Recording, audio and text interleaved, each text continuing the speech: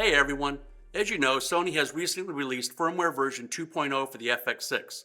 And even though the FX6 has been on the market for more than a year, this free update brings quite a few unexpected new features and upgrades to a camera that was already the best in its class. In fact, because the changes are so significant, I'm tempted to now call my camera an FX6 Mark II. Now, normally I don't produce an update video for my master classes when Sony releases new firmware for one of their cameras. Why? Well, because usually the firmware updates just fix some bugs or make minor improvements to features that the camera already has. But that is not the case this time. Firmware version 2.0 actually gives the FX6 some exciting new capabilities that didn't exist on the camera before. And I think some of them require further explanation and training if you hope to take full advantage of them and if you don't want to spend too much time figuring them out on your own. So that is the purpose of this video. The improvements that the new firmware brings to the FX6 can be divided into two categories. First, there are some changes to the performance and or behavior of the camera that don't really require any special knowledge, nor do they change how you will operate the camera. And second, there are several completely new features that have been added which do change the basic functionality of the FX6. Those are the ones that we'll spend most of our time talking about during the rest of this chapter. But first, let's get the simple stuff out of the way. If you have your camera configured to transfer proxy files, full resolution clips, or both, you'll be glad to learn that the FX6 now has faster FTP transfer speeds. Now, Sony doesn't say how much faster the camera will process transfers, but I suppose any improvement at all in this area is a welcome addition to the camera. There are no settings you need to change in order to take advantage of this upgrade. Speaking of proxy files, if you have your camera set up to record proxy files, you'll be glad to know that those files will now contain metadata for all 4 channels of audio, so that the audio channel count between the main clip and the proxy file matches when you conform the footage in post. However, let me emphasize that proxy files still only have 2 channels of audio. The only thing that is different is the metadata. Now, there are no settings you need to change in order to take advantage of this improvement. Speaking of audio, you'll notice that level meters for all 4 channels of audio are now shown at the lower right corner of the on-screen display, where previously only channels 1 and 2 were shown. Once again, there are no settings you need to change in order to take advantage of this upgrade. 4 channels will be shown from now on, and it is not even possible to only show 2 channels anymore. As I pointed out in earlier chapters, the meters don't have any markings, and they're still too crude to allow for precise setting of audio levels. The meters shown here are what I call confidence meters because they're really only designed to confirm that audio is being recorded and that the levels look approximately correct. So whenever you're serious about manually setting correct audio levels on any of the 4 channels, you'll always want to press the menu button and use the meters on status page 3 to guide you. Speaking of the status pages, firmware 2.0 brings some important changes here as well. Just to remind you how the touchscreen works, any setting of the status pages that has a gray box surrounding it can be changed directly from the touchscreen. So, for example, here on the main status page, base ISO sensitivity can be changed, but the iris of the lens cannot. If you don't want to use the touchscreen, you can also select items by pressing in on the multifunction dial or one of the multi-selector joysticks. Then highlighting the function you want to change, selecting it, choosing a new setting, and then confirming your decision to lock it in. And you can decide for yourself which method of changing the settings you prefer. But during this chapter, I'll mostly be using one of the joysticks because it makes it easier for you to follow along with what I'm doing. So, getting back to the firmware changes, it is now possible to change about a half dozen additional settings via the status pages. One setting that didn't used to be possible to change from this page is located right here, S&Q frame rate. With firmware 2.0, you can now select it, turn on S&Q motion, and then select whatever frame rate you want to use from the available choices that are shown. For now, I'm going to turn S&Q motion back off again, return to the main status page, and then spin the multifunction dial to go to status page number 2, camera. At first glance, this page might look the same as it did with firmware 1.0, but there are 2 important changes. Notice that both Zebra 1 and Zebra 2 are surrounded by gray boxes, which means that they can now be turned on or off from this status page. As you recall from Chapter 12, I only use Zebra 2, but for demonstration purposes, I'll go ahead and select Zebra 1 right now. And then notice how I can change the level setting to whatever I want. For now, I'm going to turn Zebra 1 back off again. But notice that I can't do that by choosing the Zebra 1 box again. In order to turn off Zebra 1, I now have to select the Off box, which, as you can see, also turns off Zebra 2. So I then have to go back to the Zebra 2 box and turn that one back on again. Now that things are back to normal, I'll go up to the top and choose the Return button to go back to the camera status page. There are no changes to the audio status page, but the project status page has a couple of new features. Record function is now selectable, and that allows you to turn on S&Q motion and then change the frame rate to capture some beautiful slow motion like this. Or you can turn on interval record and then change the interval time and number of frames to capture a cool time lapse like this. For now, I'm going to leave both of them turned off and return to the project status page. Another change to this page can be seen right here, with the addition of a new box called Picture Cache Record. This box didn't exist with firmware 1.0 because the FX6 didn't even have a picture cache function. In my opinion, Picture Cache is the #1 best new feature that was added to the camera with firmware 2.0. So important, in fact, that I'm going to skip over Picture Cache right now and we'll come back to it again in a few minutes. So that's a quick look at the individual functions that can now be changed from the status pages. But there's another big change regarding the status pages that I want to show you. As you know, the FX6 has 10 status pages: main, camera, audio, project, monitoring, assignable button, battery, media, network, file transfer, and that loops back around to main again. But what if you don't care about seeing some of those pages? For example, I personally never use the FX6's network or FTP functions, and I also don't care about the battery status page or the monitoring page. Yet I have to continually scroll past all 4 of those pages when I'm navigating through the status screens. So wouldn't it be great if each of us could pick and choose the status pages that are useful to us and hide all the rest? Well, as you may have guessed where I'm going with all this, that is now possible with version 2.0. Here's how to set it up. Press and hold the menu button. Scroll down to the Technical tab, select it, and then scroll down to Menu Page On/Off. Despite the misleading name of this menu, this is where you can turn off any status pages that you don't care about seeing anymore. I think it would make more sense if this menu had been called Status Page On/Off. After I select the menu, I can then go down the list and turn off any of the 10 status pages. In my case, I already said that I didn't care about seeing monitoring, battery, network, and file transfer. I'll press the menu button to exit, and then tap the menu button again to access the status pages. Notice that this display over here tells us that we are looking at page 1 of 6 now, instead of page 1 of 10. If I scroll quickly through the status screens, you'll see that monitoring, battery, network, and file transfer have all disappeared. Another welcome change with 2.0 is the ability to output a 16-bit raw signal over HDMI. Now, as you know, the FX6 has always been able to provide a raw output signal via SDI, but adding an HDMI option means the FX6 can now be used with a greater number of external recorders without the need for an SDI converter. Here's how to set up raw recording via HDMI if you have a compatible external recorder, such as the Atomos Ninja 5 or Ninja 5 Plus. First of all, the camera needs to be in the Cine EI mode. So hold down the menu button, select the Project tab, choose Base Setting, choose Shooting Mode, and if necessary, change it from Custom to Cine EI. Now go back one level. Choose Record Format, and then Codec. Even though the first 2 choices don't say SDI next to them, they are both used to configure the camera so that the SDI connector can be used to send a 16-bit raw signal to an external recorder, such as the Atomos Shogun 7, or one of the Ninja recorders that has an optional Atom-X SDI interface attached. There's nothing new about the first 2 lines on this page.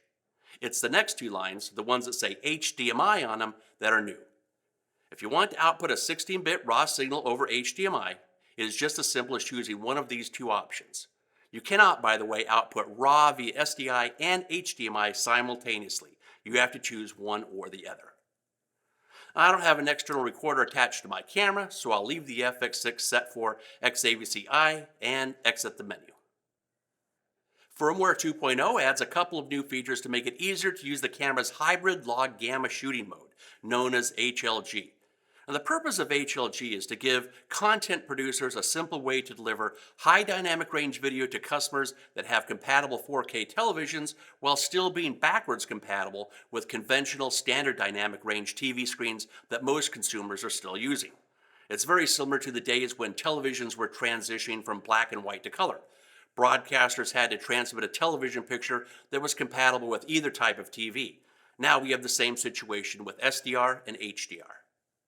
Now back in chapters 16 and 18, I already showed you pretty much everything you need to know about producing HLG content, and all of that still applies. So let's just jump straight to the new stuff that Sony has added in version 2.0. HLG is only available in the camera's custom shooting mode.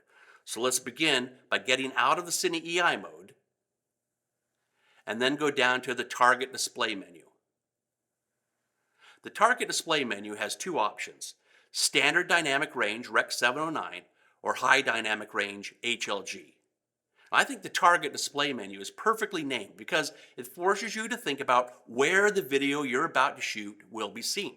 Will your primary audience watch your footage on normal SDR televisions and monitors, or is your intended delivery going to be geared towards viewers who have newer 4K HDR televisions that have much larger dynamic range?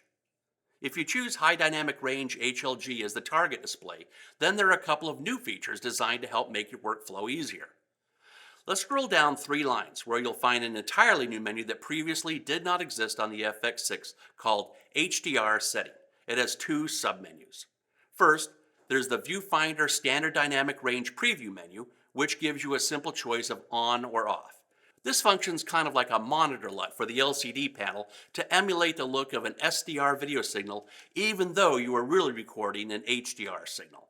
This menu does not affect the SDI output, it does not affect the HDMI output, and it does not affect what is recorded on the internal memory cards.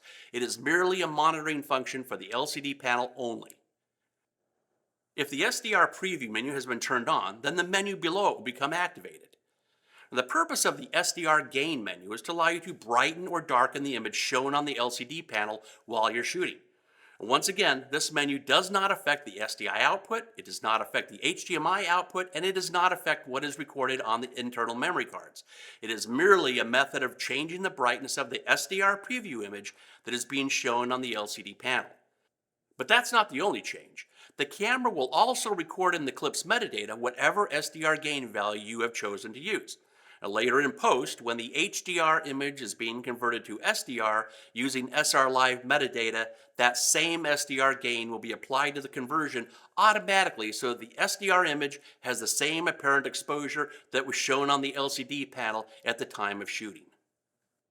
Another change with version 2.0 is that you can now program the assignable dial on the grip to function as another multifunction dial. So if you've been dying to add another multifunction dial to your camera, here's how to do that. Go to the Project menu tab, scroll all the way down to the Assignable Dial menu, and then choose Grip Remote Dial. As you can see, there are several different functions that can be assigned to the dial on the grip. The one at the bottom, Multifunction Dial, is the new one. Now it's time to get to the cool stuff that Sony has given us with the new firmware. I already spilled the beans and mentioned that Picture Cache is the best new feature on the FX6, so we might as well begin there. Now, Picture Cache is useful whenever you know in advance that you won't have very much warning before something happens that you want to capture. For example, you may find yourself waiting for a volcano to explode, a performer to walk onto the stage, or in the example that I showed in my version 2.0 preview video, waiting for this osprey to take flight. Now, a shot of a bird just sitting on a limb isn't particularly interesting, so what I really wanted to capture was action, namely the osprey flying away into the bright blue sky. Experience tells me that the bird might sit there for an hour or more doing nothing but looking around. And I know that I won't have any warning when he finally decides to fly away.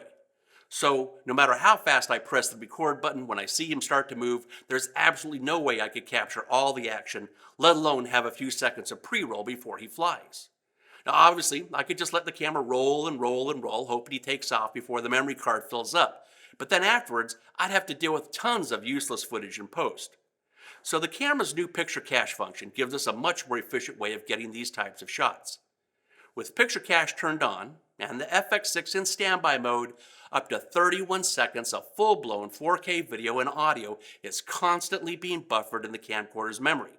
That means that everything that happens up to 31 seconds before the record button is pressed can now be captured and saved onto the memory card. And not only is the footage that was in the buffer captured, but the camera continues to record normally from that point forward until you decide to stop it. So in the case of the Osprey, I just aimed the camera, waited until he took flight, and then I casually pressed the record button to capture that key action onto the memory card. I didn't miss the shot, and I only rolled off about 45 seconds of footage, even though I had to patiently stand there and wait about 15 minutes before he flew away. Now, I just said that the FX6 could hold 31 seconds of 4K video in the buffer, but it doesn't have to be that long if you don't need that much pre-roll. In other words, picture cache isn't a setting that is just turned on or off. It's a variable function that lets you decide how much buffer you want to have for whatever shooting situation you find yourself in. For example, if I'm waiting for an animal to do something interesting, a 5 to 10 second buffer is probably more than enough. Now, there are several ways of activating picture cache, but let's use the menu method right now by going to Project and then scrolling down to Picture Cache Record. Obviously, the first menu is where you can turn cache on or off. And the second line is where you get to decide how much footage you want to hold in the buffer. The choices are short, medium, long, and maximum. After you make that selection, the third line on this page tells you how many seconds of footage will be saved in the buffer with that choice. For example, here we see that short will give us 5 seconds. Medium will give us 10. Long will give us 20. And max will give us a full 31 seconds of 4K XAVC-I 10-bit 422 video and all 4 channels of audio. That is pretty amazing, and no other Sony camcorder can match those specifications. In this chart, you can see that small is always going to give you a 5-second cache, regardless of what frequency, codec, and resolution that you have chosen for the recording format. And medium will always give you 10 seconds. But large and maximum are dependent on the frequency setting.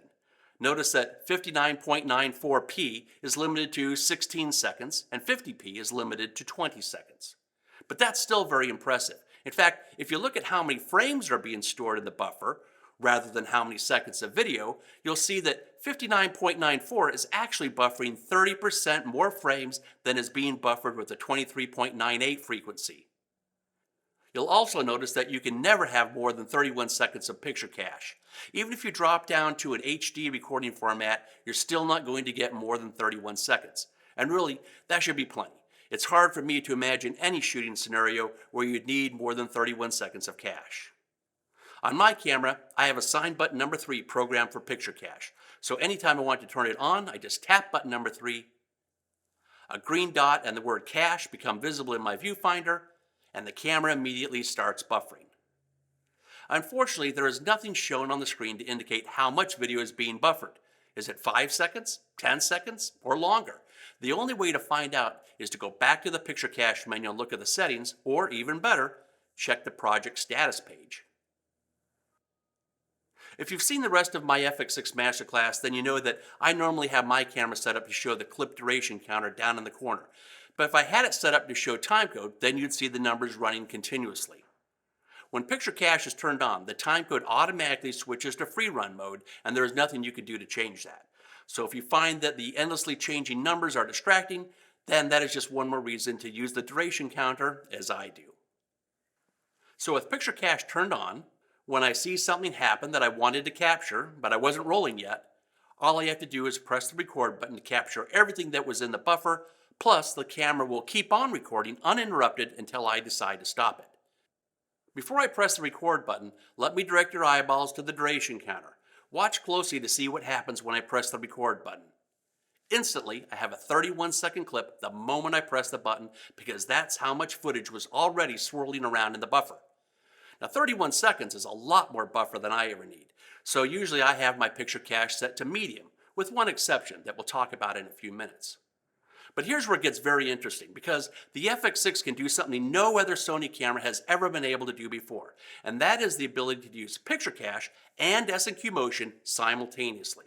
This is a huge game changer for people like me who frequently shoot slow motion footage of wildlife, aerospace, sports, and other unpredictable subject matter where we'd like to use picture cache and S&Q motion at the same time. Now, previously, this has been impossible to do with every other Sony camera ever made, so this is one feature that puts the FX6 into a special category all of its own. You may have noticed that when I shot the Osprey, the camera was set up to record at 120 frames per second slow motion, with picture cache turned on, which gave me a nice slow motion shot of the bird taking off. But I want to point out that this combination of settings didn't give me 31 seconds of cache when I was shooting the Osprey.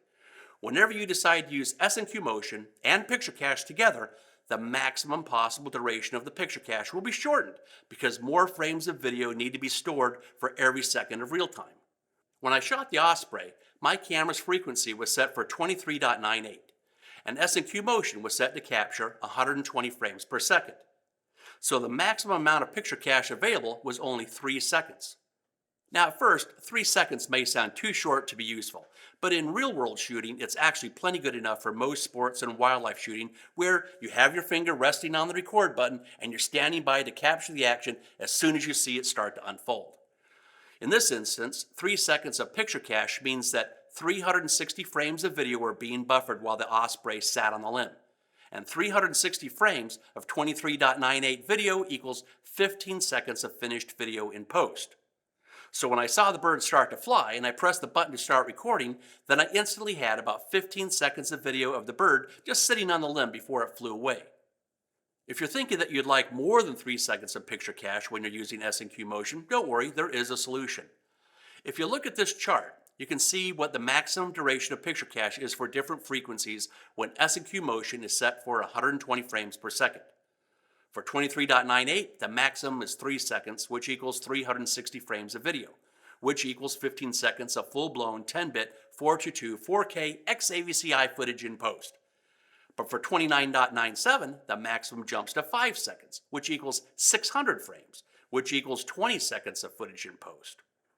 For 25p, the maximum is also 5 seconds, which equals 600 frames, but due to the slower frame rate, those 600 frames work out to be 24 seconds of footage in post.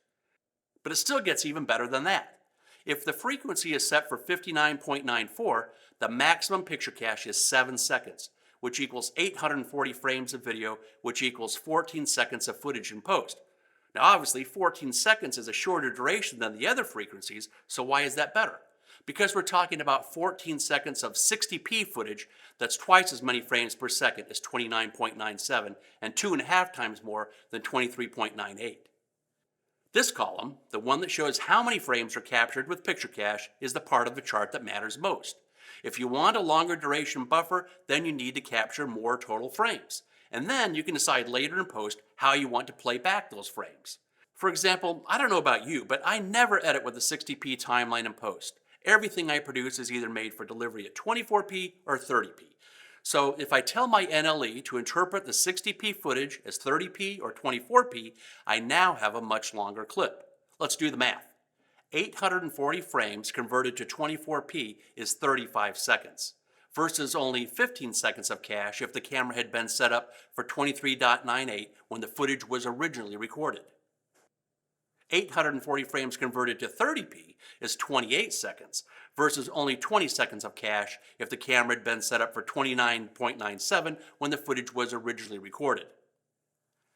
Now, is there any downside to converting 60p slow motion footage to a different playback frame rate in post? Not really. It's just an extra step in the workflow that takes just a few seconds. As you can see from these examples, when all other things are equal, you cannot tell the difference between 120 FPS slow motion video that was captured with a base frequency of 59.94, 29.97, or 23.98 after each of them has been interpreted as 24p footage in post. But the difference in picture cache duration is significant.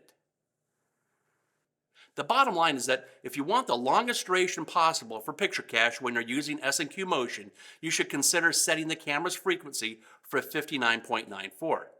Now, okay, technically, you can get an even bigger picture cache buffer if you set the camera for 50p, but the problem with that idea is that autofocus doesn't work when S&Q motion is set for 120 frames per second and the frequency is set for 50p. So in my book, that disqualifies 50p from consideration because I don't want to trade the amazing autofocus performance of the FX6 just for a few more seconds of picture cache. Speaking of autofocus, that brings us to the second most important new feature of version 2.0, and that is touch tracking autofocus. Now that's not Sony's official name for it, but touch tracking or subject tracking is the terminology I prefer to use. As you know, the FX6 has always had amazing Face Eye Detect autofocus that is nearly infallible when you're shooting human beings. But for most other subjects, things that are not people's faces, the performance of autofocus left a lot to be desired. But all that changes in version 2.0 with Sony's amazing AI-based real-time autofocus tracking. Now, all I have to do is tap anywhere on the touchscreen LCD to tell the camera exactly where I want it to focus, and it does so instantly. And then, the camera will continue to track that subject wherever it moves in the frame. Watch as I swing the camera around on this bird, and notice that the tracking box pretty much stays right in the same place. The camera's ability to track fast-moving subjects is nothing short of amazing, and it definitely makes my job easier, especially when I'm shooting wildlife or sports. Now, if you've already watched the rest of my 7-hour FX6 masterclass, then you know that configuring the FX6 for autofocus isn't as simple as just flipping a switch and then starting to shoot. There are dozens of modes and dozens of customization options to choose from, and that's exactly why the masterclass has a 30-minute chapter devoted just to the topic of focus. So I'm not going to waste time going over all that again. But if you feel like you need a quick refresher, please go back and watch chapter 14 again. The good news is that even after the new firmware has been installed, all the information in that chapter is still valid and correct. But with that said, during the last 12 months of shooting more and more with the FX6 in a variety of different shooting situations, the settings I use on my camera and the shooting techniques I use have evolved to the point where I find myself relying on autofocus much more than I ever expected.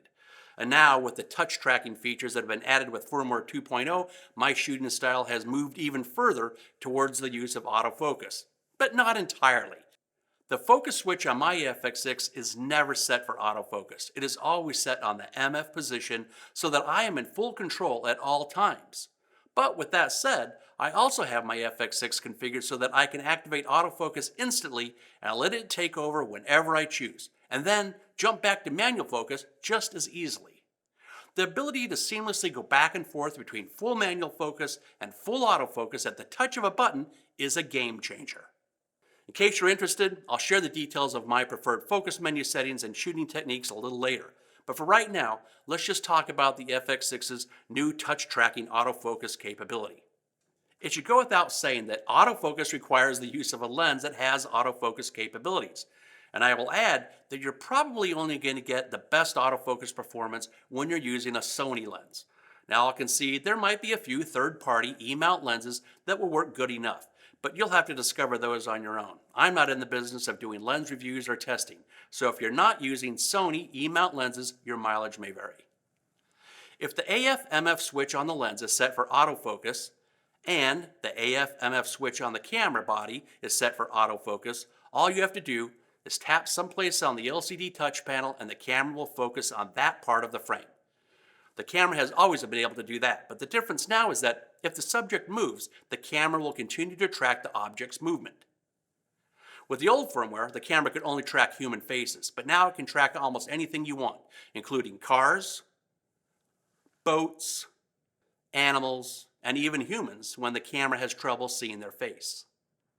There are dozens of ways you can customize how autofocus performs, so I'll hold down the menu button,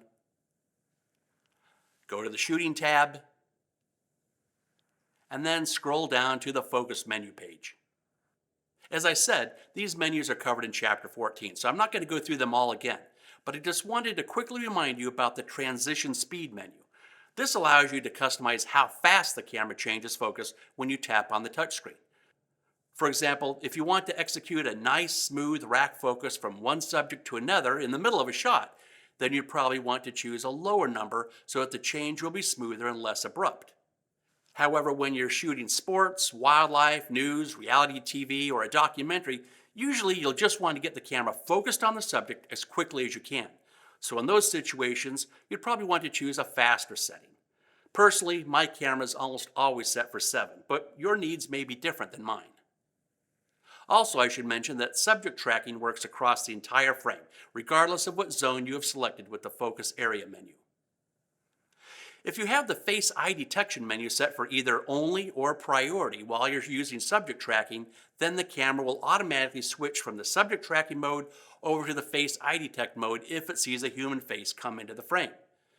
That is an excellent feature of the FX6 because Face Eye Detect tracking will always perform better than subject tracking when you're shooting a human face. And here's further good news. Despite what the name implies, even if you have Face Eye only selected, the camera will still allow you to use subject tracking when there's no face in the frame. So that raises the question, is there any difference between face only and face priority? And the answer is yes. In my testing, I found that the camera is about 50% more sensitive to detecting and then locking onto a human face when Face Eye Detect only is being used. On my camera, I usually have priority selected so the camera isn't so quick to abandon whatever object I'm already tracking. But if you don't want the camera to ever start tracking faces, then you should set the menu to off. Anytime you want to stop tracking a subject altogether, there are 3 primary ways of doing that. First, you could tap someplace on the screen to start tracking something else. Second, you could tap the gray box in the upper left corner. Or third, you can simply turn the focus ring on the lens as I will do now. And the camera will resume whatever focusing mode you were using before. So that's all pretty cool, but what if you don't want to run the camera in full autofocus mode? As I already said, I prefer to run my FX6 in a hybrid mode, where I'm using manual focus most of the time, but I can still trigger autofocus anytime I want at the touch of a button or the LCD screen. To use the hybrid mode, you have to have the AF/MF switch on the lens set for autofocus, and the AF/MF switch on the camera body set for manual focus. Now let's jump back to the menus. If you've had your FX6 for a while, all these focus menus should look familiar with one exception. Down towards the bottom, Firmware 2.0 has added a new menu called Touch Function in Manual Focus. As the name implies, the setting of this menu only makes a difference when the AF/MF switch on the camera's body is set for MF. There are 2 options, Tracking AF or Spot Focus. If you choose Spot Focus, the autofocus will work just like it has from day 1 on the FX6. When you tap someplace on the LCD screen, the camera will quickly focus on that subject and then stop focusing. If the camera or the subject moves, the focus won't do anything to compensate, and the subject will likely go out of focus. So there's nothing particularly special about spot focus. The one you're going to want to choose is Tracking AF. This is the focus mode most professionals have been dreaming of for decades. Now I have the best of both worlds. I can run the camera on full manual focus most of the time. Notice the MF icon up in the corner, but I can tap the LCD screen anytime I want to switch over to subject tracking. Now the icons in the corner have changed. Technically, I'm not in the manual focus mode anymore, and all I had to do was tap the touchscreen to activate autofocus. How much simpler can it be than that? I can end subject tracking the same way as before by tapping someplace else on the screen to tell the camera to track something else, or I can tap the gray box in the corner, or I can simply turn the focus ring on the lens. And instantly, I'm back in the full manual focus mode where I have 100% control and I don't have to be concerned that the lens will suddenly start focusing on its own, which is always a problem when the camera is running in the full autofocus mode. Firmware 2.0 has radically changed how I use my FX6, and if you don't mind, I'd like to spend a few more minutes to give you a crash course on how I now control focus on my camera. As you know from Chapter 1 of my masterclass, which anyone can watch for free on YouTube, I added this Zacuto Gratical Eye viewfinder to my FX6 last year because I don't like shooting with an LCD screen as my viewfinder. In fact, until a couple of weeks ago when I got the beta version of the new firmware, my LCD screen had been sitting in a box unused for about a year. But you'll notice that now I've got both the LCD and the Zacuto viewfinder mounted on my camera. I use the Zacuto to operate the camera, and I have the LCD panel attached just so I can tap the screen to activate subject tracking AF. The more I use my camera setup this way, the better I'm getting at blindly tapping the LCD screen to focus on a certain part of the frame without having to take my eyeball away from the viewfinder. This menu page shows all of my personal default focus settings that I'm using right now in January 2022, which you'll notice are a little different from what I was using a year ago when I first produced my FX6 Masterclass. If you want to use your FX6 the way I'm about to describe, I invite you to pause this video and configure your camera's menus as shown here. After you've configured the menus, you'll also want to make sure that the AF/MF switch on whatever lens you're using is set for AF, and the focus switch on the camera body is set for MF. And that's it. Now you have three very powerful, very accurate, and very easy ways of focusing your FX6 without ever having to stop and change menu settings or fumble with switches. In fact, I can confidently say that no other camera in the world can match what your FX6 can do now that you've configured it in this way. Let's take a closer look at those three ways of focusing.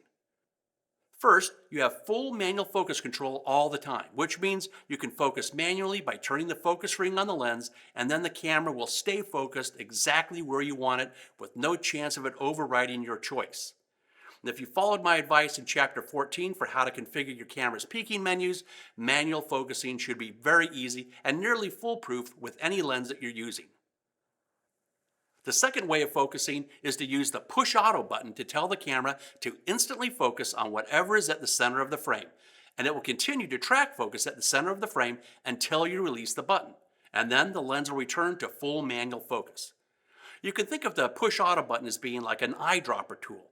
You just aim the center mark over the top of whatever you want the camera to focus on, press the button for half a second, and release the button, and then the focus will stay fixed right where you set it with zero chance of the camera overriding your wishes and suddenly focusing on something else in the frame. Even if you reframe the camera to change the composition, the lens will stay perfectly focused. And Push Auto works just as well for moving subjects, especially if you can keep them near the center of the frame. Once you start tracking a moving target, you just have to continue to hold down the Push Auto button, and the camera will track focus nearly perfectly for as long as you hold down the button. And when I release the button, the camera will instantly return to the full manual focus mode. For the past few months, Push Auto has been my primary way of tracking focus on anything that moved. And I'm not ashamed to admit that when used this way with the menu settings I've chosen, the FX6 can reliably track moving targets better than I can do manually. Now, the handy thing about most Sony lenses is that they have at least one customizable button on them. So what I've done is programmed my FX6 so that the button on the lens functions as another Push Auto focus button. For example, on my 200 to 600 millimeter telephoto lens, I found that using the Push Auto button, which is conveniently located right next to the focus ring, makes it really easy to seamlessly go back and forth between both manual and automatic focusing without ever taking my eye away from the viewfinder. Now, if you'd like to program your camera so the assignable button on your lenses works this way, go to the Project tab, scroll down to the assignable button menus,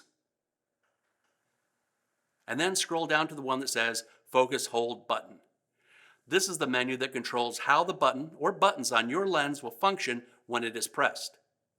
The option you want to choose is Push AF, Push MF. And with that change, now your camera really is set up like mine.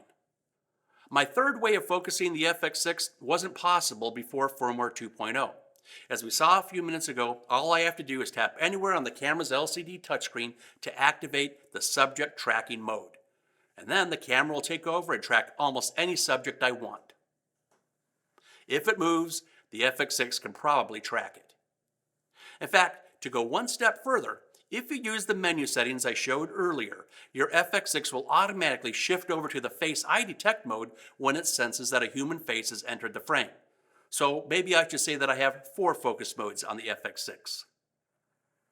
To exit the subject tracking mode or the Face Eye Detect mode at any time, all I have to do is turn the focus ring on the lens or tap the gray box up in the corner of the LCD, and I'm back to the full manual focus mode instantly. Now, subject tracking takes some practice to get the hang of, and it isn't 100% perfect, but it's pretty damn close. Now, before we move on to other topics, let me tell you about another unexpected upgrade to the focusing system that Sony quietly slipped in with the new firmware.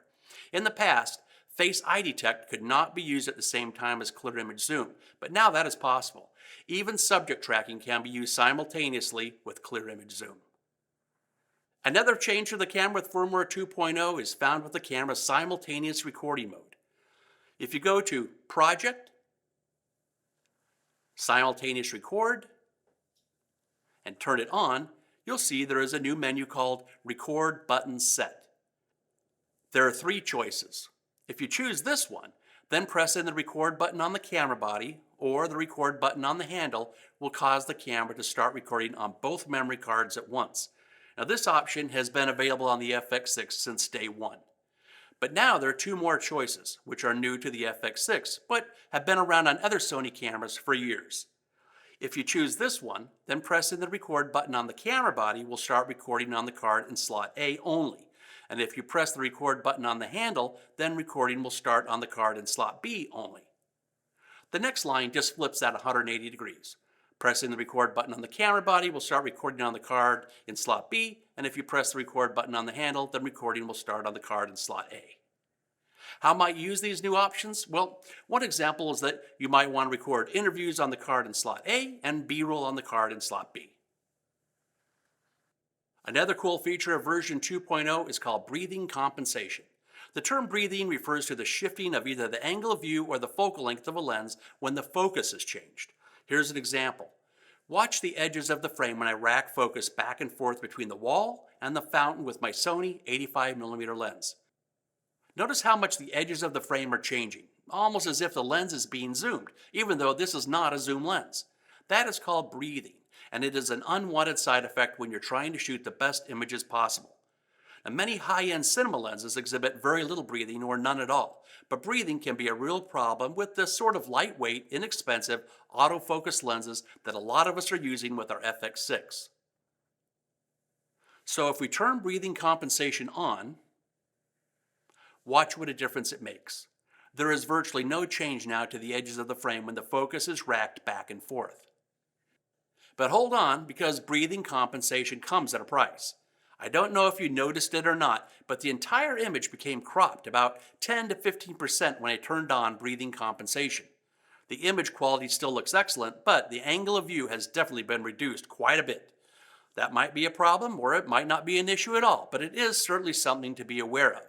Either way, I doubt that breathing compensation is something you'll want to leave turned on all the time. One final note, breathing compensation requires the use of a compatible lens. And here's a complete list of those lenses as of January 2022. I'm sure more lenses will be added to the list as time goes on. The final new feature worth noting is a creative shooting function called the bokeh control mode. Now, if you're not familiar with the term bokeh, it refers to the aesthetic quality of the blur produced in the out-of-focus parts of an image. For example, in this shot of a scrub jay, the areas to the sides and behind the bird are where we want to see nice out-of-focus bokeh to help the subject stand out from what would otherwise be a cluttered background. The aperture of the lens is what determines the bokeh. So one technique of deliberately accentuating the lens bokeh is to shoot with a wide open aperture, thus using shallow depth of field to create images that have prominent out-of-focus regions. In fact, the ability to obtain super shallow depth of field is one of the main advantages of cameras such as the FX6 that have full frame sensors. So the purpose of the bokeh control mode is to shoot special trick shots where you vary the depth of field by opening or closing the iris of the lens while you're recording without affecting the overall exposure. For example, watch as I change the iris of my lens to increase the depth of field. And you'll notice that rather than the picture getting darker, the camera maintains the same exposure by automatically adjusting the variable ND to compensate for the loss of light. This is an interesting capability that may allow you to shoot some creative shots that would be nearly impossible to do with most other cameras. However, it is definitely not something you'll use on a regular basis or anything you'll want to leave turned on all the time. Now, bokeh control only works when you have the variable ND filter turned on. And therefore, the minimum amount of ND you can use with bokeh control is 2 stops, or 1/4 as Sony calls it. So you'll quickly realize that you're going to need a lot of light in order to even think about using bokeh control. Now you might be wondering how this is any different than using the auto ND exposure mode that the FX6 has had from day one. Well, the main difference is that Bokeh Control will automatically start raising the gain when it can't reduce the amount of ND filtering any further. Check out this example. Notice that the ND filter begins at 1/128th and gradually fades out as the iris of the lens is closed to create a deeper depth of field. When the ND hits 1/4, it can't go any lower, so the camera starts adding gain to keep the exposure consistent. And unfortunately, gain adds unwanted noise to the picture. So you'll have to decide for yourself how much gain is okay. But in my opinion, more than 6 dB or maybe 12 dB in some situations is going to result in images that are unacceptably noisy. Also, because gain ISO can't be changed in the Cine EI mode, that means that bokeh control can only be used in the camera's custom shooting mode. So, those are the major upgrades to the FX6 that come with firmware 2.0, and I hope this bonus chapter of my FX6 Masterclass has answered your questions and showed you some things that you might not have noticed on your own. As always, I encourage you to take the time to go out and experiment with the new settings when you don't have the pressure of a client breathing down your neck. That is the only way you will become comfortable with the new features and be able to take full advantage of them. Thanks for watching.